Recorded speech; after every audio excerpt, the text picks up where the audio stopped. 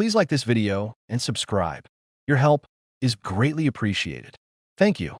Before I get into it, here's the point of telling this story. A lot of guys miss the early signs because they're not loud. It's not a screaming match. It's temperature. It's a service-only dinner. It's your wife smiling at her phone like it's the only thing in the house that matters.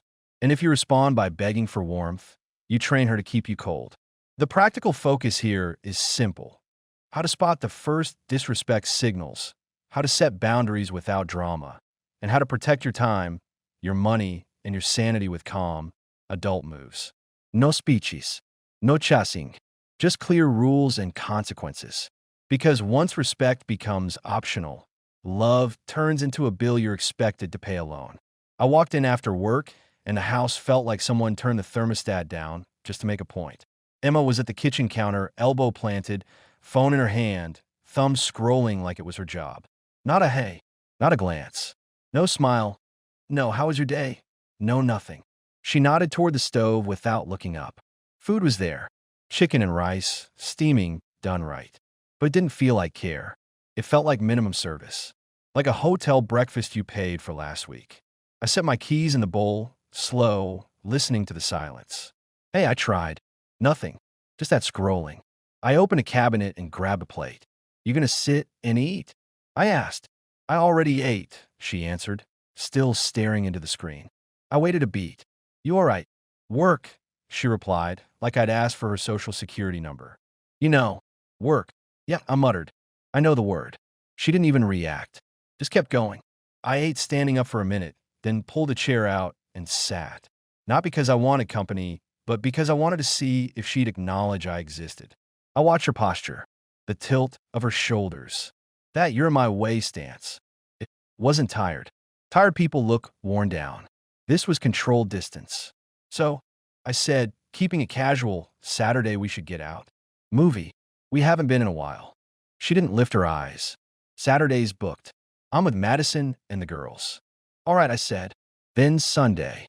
Brunch. I don't want brunch. I leaned back. You don't want anything that includes me?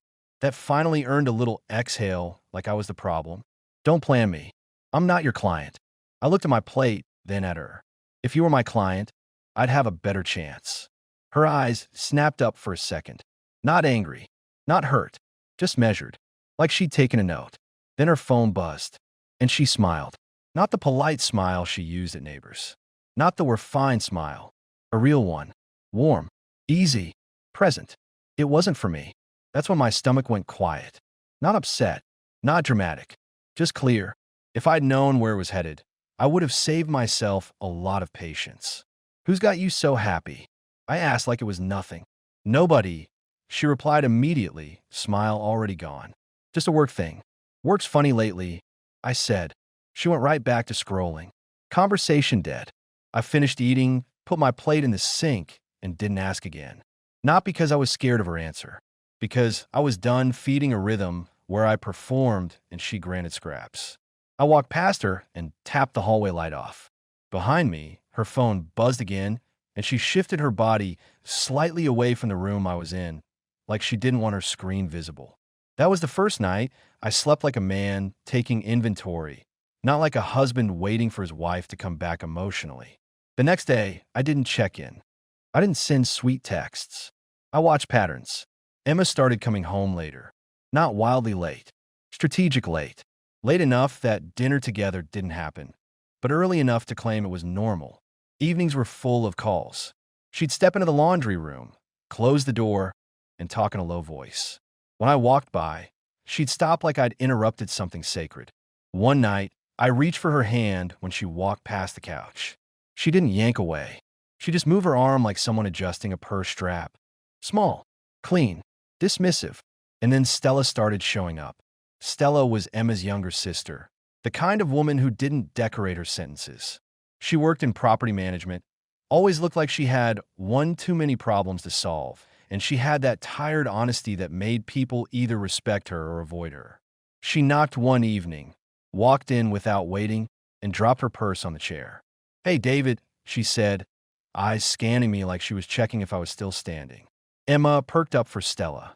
Not a full smile, but more life than I'd seen in a week. Stell, Emma greeted, suddenly capable of warmth. You hungry? Stella looked at the stove. I ate. Don't start. Emma gave a tight laugh, like Stella was being dramatic. Stella's gaze slid to me again. You good? I'm fine, he replied. Stella made a face. That your new style? Always I'm fine. Emma cut in, still sweet. He's been slammed at work. Stella didn't even look at her. Yeah, work. Emma's jaw tightened for half a second. Then she went back to her phone like it was a shield. Stella stepped closer to me, lowered her voice. You noticing it? Or are we doing the whole it's probably nothing thing? I kept my tone even. I am noticing. Good, Stella said.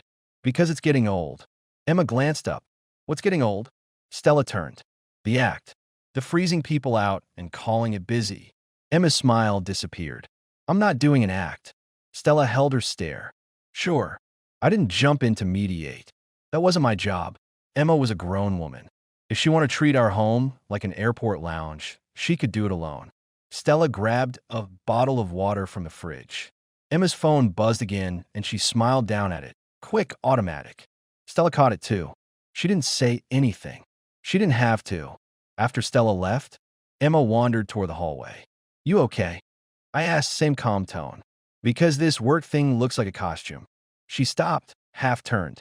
You're making it weird. Raplia. You're making it empty. She blinked, like she wasn't used to me naming things. I'm tired, she snapped. Can you not? I nodded. Sure, I can nod. I walked in the guest room, opened the closet, and pulled out clean sheets. She watched me over her shoulder.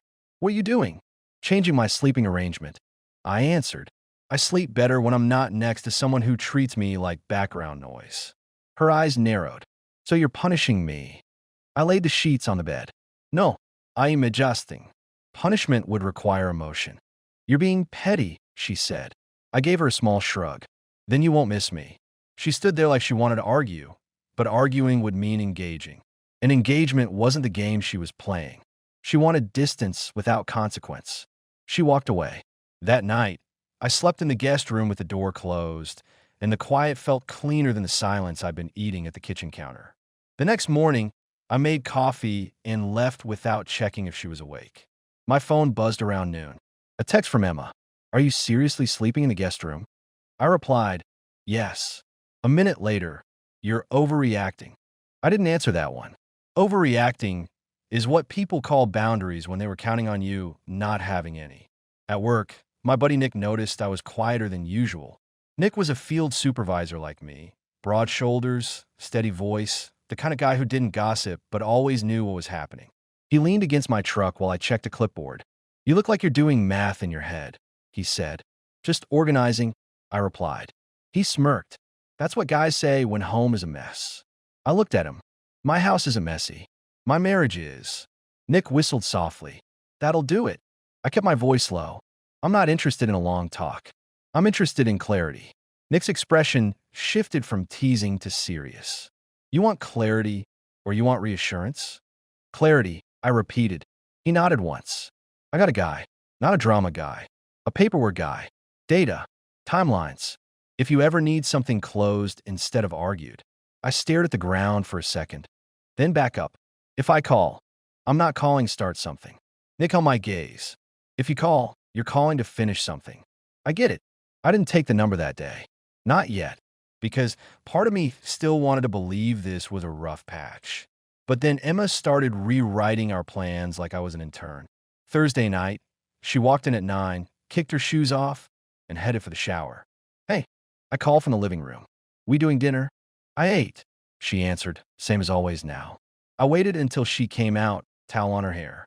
We're supposed to go to trivia tomorrow, I reminded her. With Jordan and Kayla. She rolled her eyes. I can't. I have something. What kind of something? She stared at me like I'd stepped over a line. A strategic session. I let the phrase hang there. A strategic session, I repeated. At 8 on a Friday. Don't do that, she warned. Do what? Make it sound stupid. I nodded slowly. I don't have to. She walked toward the bedroom. I followed at a distance. No anger, just pace. If you're skipping plans, I want the courtesy of a real explanation. She tossed the towel in the hamper. I don't need your permission. There it is, I said. The boss voice. Her head snapped up. What is your problem lately? My problem, I replied, is I'm married to someone who treats me like a scheduled conflict. She scoffed. You're being dramatic. I leaned on the doorframe. Tomorrow. I'm not going to trivia either. She blinked. What? I'm not going. I repeated. I'm also not driving you anywhere. If you've got strategic sessions, you've got strategic transportation. Her tone turned sharp. So you're going to embarrass me. I smiled small. You're not embarrassed. You're inconvenienced. She stared at me like she didn't recognize the version of me who didn't negotiate. Fine, she snapped. Whatever. I'll get a ride. Great, I replied. And I'll make my own plans. That was my first real initiative. Not a tantrum. A rule change. I removed myself from the role she was quietly assigning me. Background support, stable home base, silent provider. Friday evening, Jordan and Kayla still came by because the plan had been set for weeks. They were a solid couple, friendly, the kind of people who took you at face value. Emma floated into the kitchen in a bright mood for exactly 5 minutes, put on her normal voice, and started setting out snacks like she was hosting a show. Kayla hugged her. You look great, Em. Emma laughed. Thanks. It's been crazy. David's been on sites nonstop, poor guy. I didn't raise my voice. I didn't even change my face. I just looked at Jordan and said, calm as water, I've been home every night. Emma's the one with the late sessions. The air shifted. Jordan's eyebrows lifted. Kayla's smile faltered. Emma froze with a bowl in her hands, then turned slowly toward me, eyes sharp. That's not what I meant, she said, still sweet, but the sweetness was brittle. No, Ian Surat. It's just what you want it to sound like. Kayla cleared her throat. So, trivia's still on? Emma snapped back into performance. Of course. I'm just going to meet Madison first. Girls thing. Then I'll swing by. I tilted my head. You told me you couldn't go. Her cheeks tightened. Plans changed. Jordan gave me a look like, man. I kept it simple. I'm not going. You guys have fun. Emma's eyes flashed. David. I met her stare. I'm not a prop. If you want a husband at events, treat me like one at home. Silence again, but this time it was public. It cost her something. I could see it in the way her fingers tightened around the car keys. Emma forced a laugh. He's been intense lately. I nodded. Yeah, funny how that happens when you start acting single while keeping the benefits of married. She flinched at that because it was too close to the truth without being a label. Kayla looked uncomfortable. Jordan shifted his weight, then said, We'll catch you next time, man. Yep, I replied. Next time will depend on reality. They left. Emma stood in the doorway, bag on her shoulder. You just had to do that, she said. I didn't have to, I answered. I chose to. You're trying to make me look bad. I smiled again, that same small armor. No, I'm letting you look accurate. Her mouth opened, then closed. She didn't have a clean counter to that. She stepped closer. I'm not doing anything wrong. Then transparency should be easy, I replied. Where are you going? Her eyes hardened. Madison. I already told you. And after Madison? She raised her eyebrows. Are you interrogating me now? I'm asking a basic question, I said. You're treating it like a threat. She leaned in, voice low. You're acting like my mother. I chuckled once. If I were your mother, you'd have rules and consequences. I'm just your husband. I'm trying to figure out when you stopped acting like you had one. She stepped back, then flipped into a softer tone like a switch. Look, she said, suddenly gentle. I'm sorry if I've been sharp. Work has been brutal. This quarter is a mess. I am tired, David. I need a little grace. That was the first illusion, the softening, the little apology with no specifics and no change. I nodded once. I can give grace. I don't get blind access. Her eyes searched my face like she was trying to find the old version of me, the one who'd melt with a sorry.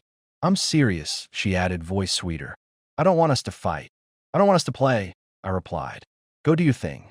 She stepped forward like she might hug me, then hesitated like she wasn't sure it would work. I didn't move. She left. Her car backed out of the driveway, and my phone stayed quiet. At midnight, I heard her come in. Light footsteps, door click, no greeting, straight to the shower. And in the morning, her softness was gone like it never existed. That's when I went to the bank on my lunch break. I didn't empty anything. I didn't do anything dramatic. I opened a separate account and moved a clean, reasonable chunk of my paycheck into it. Not to hurt her, to draw a line. Clarity account. That's what I called it in my head. When Emma noticed a week later, she confronted me in the kitchen with a voice like a manager. Why is money missing from a joint? I was rinsing a coffee mug. It's not missing. It's separated. For what? For clarity, I replied. I'm not financing a life I'm not included in. Her eyes widened. So you are punishing me. I turned the water off. Still not punishment. Still adjustment. That's controlling, she snapped. I laughed short. That's funny coming from you. She leaned forward. You don't get to just change things because you're insecure. I'm not insecure, I replied. I am awake. She stared at me, jaw tight. Then she grabbed her phone and walked away, like the phone was her real partner in the conversation. That evening, Stella showed up again. Emma wasn't home yet. Stella walked in, saw me in the living room, and didn't bother with small talk. She's out again? She asked. Strategic something. I answered. Stella's face twisted. She's really committing to the bit. I kept my tone flat. If you've got something to say it. Stella sat on the edge of the chair, elbows on knees. You ever notice she tells you things like you're an employee? Like she's announcing schedule updates? Yes. She does that because it works, Stella said. No offense, but you've been patient. I've been reasonable, I corrected. Stella nodded. Reasonable doesn't scare anyone. Emma walked in right then, smiling at her phone again, then stopped when she saw Stella. Oh, Emma said. Hey. Stella didn't smile. Hey, busy. Emma's smile faded. What's your problem? Stella gestured toward the phone. That thing gets more emotion than your husband. Emma's eyes flashed. Stay out of it. Stella stood up. I'm in it. You make it everyone's business by acting like this is normal. Emma looked at me. Are you complaining to my sister now? I raised an eyebrow. I didn't invite her to critique you. She walked in with eyes. Emma scoffed. This is ridiculous. Stella stepped closer to her. You know what's ridiculous? You're not afraid of losing him. Emma's face went still. That line landed. Because it wasn't an insult. It was a diagnosis. Emma snapped back. I'm not doing this. She turned and walked down the hall, phone already in hand. Stella looked at me, tired. You heard me. I held her gaze. Yeah, I heard you. Stella gehabt hier pause. I'm not saying this to be dramatic. I'm saying it because you keep trying to talk your way into respect. You can't negotiate that. Not negotiating, I replied. Stella gave me a look like she wanted to believe me. Good, because she's building a separate life right in front of you. After she left, I sat in the guest room and stared at the ceiling. Not because I was devastated, because I was deciding the next move. The next day at work, I called Nick. Still got that number? I asked. Nick didn't ask questions. Texting it now.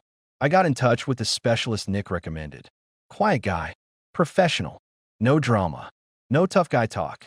He asked what I wanted. I told him the truth. I don't want to open anything. I want to close it. He paused, then said, understood.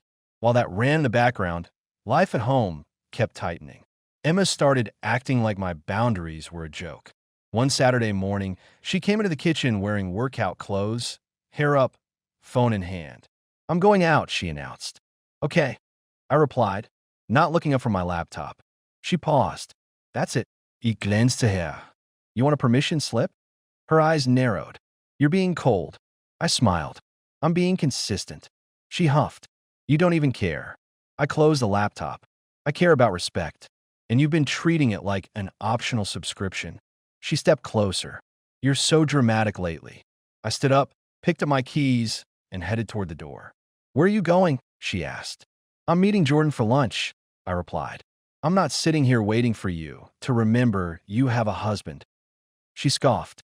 Oh, so now you're making plans without me. I opened the door. You taught me. That was another initiative. I stopped orbiting her schedule. I built my own. When I got back later, Emma was on the couch, unusually calm. Hey, she said soft. Can we reset? I didn't sit. Reset to what? She patted the cushion next to her. Just us. I raised an eyebrow. You don't even like brunch, remember? She forced a small laugh. I was stressed. I've been a little harsh. A little, I repeated. She reached for my hand. Her touch was warmer than it had been in weeks. Second illusion starting to form, I thought. Different flavor. More physical. More direct. I don't want us to be weird, she said. I miss you. I looked at her hand on mine. What do you miss? Her eyes flicked. You. Name something. I replied, still calm. Something real. She blinked like she wasn't used to being asked for substance. I miss dinner. Talking. Then stop living in your phone, I said. She swallowed, then nodded too fast. Okay, I will. She leaned in like she wanted a kiss. I stepped back a half pace. Not dramatic, just clear. Her face tightened for a second, then smoothed out again. I'm trying, she said. Try with transparency, I replied, not with a warm voice. She stood up, suddenly annoyed. You want a full itinerary? I want basic honesty, I answered. She threw her hands up. This is exhausting. I smiled, tired but steady. Yeah, it is. For both of us. Difference is I'm not the one causing it. She grabbed her bag. I'm going to Madison's birthday thing tonight. I looked at the clock. You didn't mention that. I'm mentioning it now, she snapped. Don't make it a problem. There it was. The softness was just a towel over smoke. She left with her bag, already packed like she'd planned it all day. I stood in the doorway and watched her taillights disappear.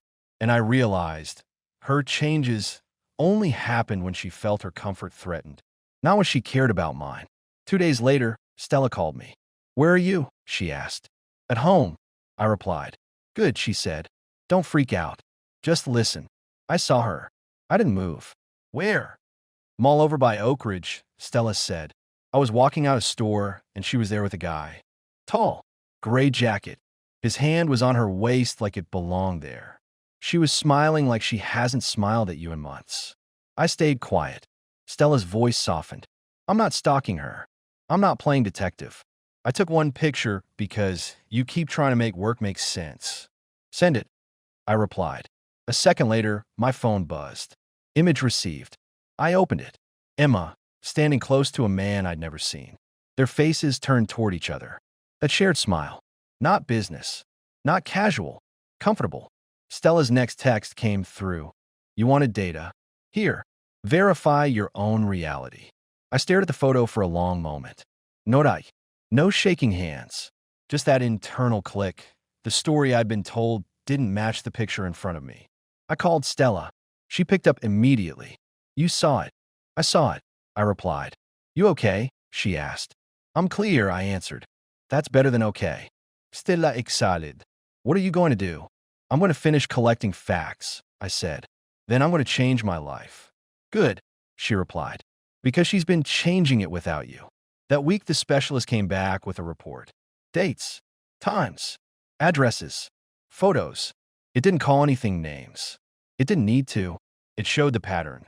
The strategic sessions, the late returns, the places that weren't offices, the same man appearing in frames that matched the gaps in our schedule. Even a couple screenshots of messages. Nothing explicit, just the kind of familiarity you don't build with a coworker you barely know. Enough. On Friday, I printed it all. Not because paper is magical, because paper is harder to wave away than a feeling. I also printed the paperwork I prepared to end the marriage cleanly. No courtroom drama, no speeches, just administrative reality and clear boundaries. I left the stack on the kitchen table and waited.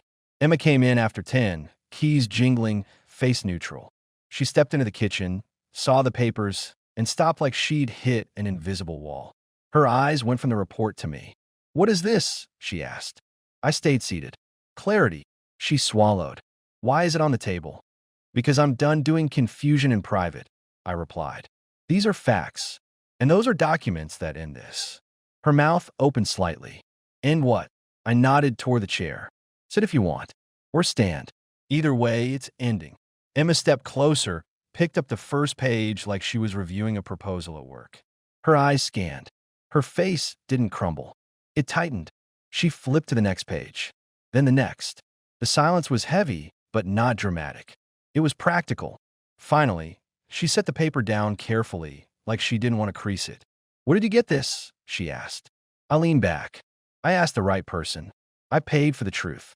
Because you weren't giving it away for free. Her eyes sharpened. So you had me followed. I had your schedule verified, I replied. Because your words stopped matching your actions. She looked at the report again, then back at me. This is insane. I gestured at the pages. Insane is telling me work while you build a second life. Her jaw tightened.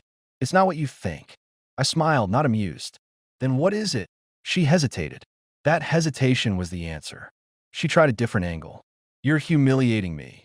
I nodded. No, you did that. I'm just not covering it anymore. Emma's voice dropped, controlled. So what? You're just throwing everything away. I'm putting everything down, I replied. Big difference. She stared at me like she wanted a crack in my tone. When she didn't find one, she moved to logistics. Fine, she said, clipped. I need 2 days to pack. I shook my head once. 1. Her eyes widened. 1 day. 1. I repeated. Tomorrow I won't be here. The house will be quiet. You'll pack without an audience. And where are you going? She asked, try to regain control. I stood up slowly. Not your concern. Emma's voice rose slightly. You can't just decide that. I tilted my head. Watch me. She stepped closer. You're doing this to hurt me. I looked her dead in the eye. I'm doing this to protect me. She scoffed. So, you won't even hear me out? I picked up the pen from the table and placed it next to the documents. You've had weeks to talk like a partner. You chose to talk like a boss and live like I wasn't there. I'm not sitting through explanations now. She stared at the pen like it offended her. Sign, I added, or don't. But either way, you're leaving this house tomorrow. Her face flickered. Anger, fear, calculation. Then she tried softness again, one last time, voice suddenly gentle. David, please. I didn't flinch. Don't. She froze. I walked past her, grabbed my overnight bag from the guest room. Already packed because I don't threaten, I move, and came back to the kitchen doorway. You're really doing this, she said, quieter. I nodded. I already did. She stared at me like she wanted to say something that would hook me emotionally, but she didn't have anything left that wasn't a tactic. As I opened the front door, she called after me, You'll regret this. I looked back once. No, I'll recover from it. That's different. I left. I didn't go to a bar. I didn't go to a buddy's couch to complain. I went to a quiet rental I'd already lined up through a colleague's connection. Clean, simple, temporary. Mattress, coffee maker, silence. The next day, I changed the locks. Not out of spite, out of boundaries. Stella texted me that evening. She's packing. She's furious. I replied, good. Anger means she finally feels consequences. A few weeks later, my life looked better because it was built on peace, not guessing. I bought a place that fit me. Nothing flashy. Solid. I started sleeping like my brain wasn't on night shift. Work improved because I stopped carrying stress home and then carrying it back to work. I got closer with Jordan again. He didn't pry, just respected that I handled it quietly. I also met someone new later on. Nothing rushed, nothing desperate. A woman who looked me in the eye when I walked into a room, who didn't treat attention like a currency she could spend elsewhere while billing me for it at home. As for Emma, I heard bits through Stella because that's how life works in families. Emma lost the comfort she was trying to keep. She bounced between friends, complained about how cold I was, and tried to rewrite the story like I overreacted. But people aren't stupid. Not forever. When a stable home disappears, the work excuses stop sounding impressive. And the phone smile doesn't keep you warm at night. Here's what I took from it, and what I'd tell any man sitting across from me with that same tired look. First, pay attention to temperature changes, not speeches. Emma didn't announce anything. She just turned our home into a place where I was tolerated, not valued. The phone smile, the eat if you want dinner, the way she dodged basic questions, those weren't random. That was training. If I kept responding with more effort, I would have taught her that disrespect gets rewarded with extra service. Second, boundaries aren't words. They're logistics. The moment I moved to the guest room, stopped being her driver, and separated money for clarity, the whole dynamic shifted. Not because she suddenly cared, but because she felt control slipping. That's why her soft moments showed up right after my rules did. The mistake would have been believing the warm tone instead of watching the behavior. Warmth without transparency is just a tactic with a nice voice. Third, don't argue with fog. Confirm reality, then act. I didn't need 1,000 conversations. I needed facts. Once the facts were on the table, I didn't bargain for respect or sit through long explanations designed to confuse me again. I set a deadline, made clean moves, and removed access. The mistake would have been dragging it out, hoping for a perfect apology, or letting fear of change keep me in a house where I was treated like a utility bill. Comfort is nice. Respect is necessary. If you have to beg for basic consideration, you're not in a partnership. You're in a slow exit you haven't accepted yet. I accepted it, moved first, and I build a life where the silence is peaceful instead of punishing.